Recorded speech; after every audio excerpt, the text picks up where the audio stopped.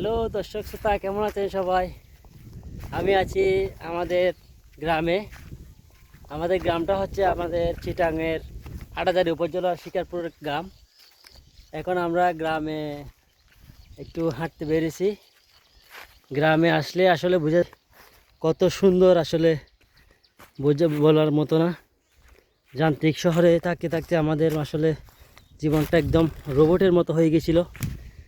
আসলে এখানে এসেছি, গ্রামের মধ্যে ধান ক্ষেত, আসলে বিভিন্ন ধরনের এখানে সবুজ পাখালির ডাক, আসলে অনেক ভালো লাগতেছে এখানে। আমি আর আমার ভাই আছে একটা, ও আসছে এখানে আজকে। এগুলো হচ্ছে আমার মরিচ লাগানো হয়েছে। আর এদিকে দেখতেছেন আপনারা, এগুলো সবগুলা হচ্ছে বোরো ধান লাগানো হয়েছে। এগুলো হচ্ছে আপনারা চিনে থাকবেন, এগুলোর নামটা আমি আসলে সঠিকভাবে বলতে পারতেছি না, আসলে মনে নেই। আপনারা দেখলে বুঝতে পারবেন এগুলো কী জিনিস। ওইখানে দেখতেছেন একটা, এদিকে একটা ছোট একটা খাল গেছে, ছোট।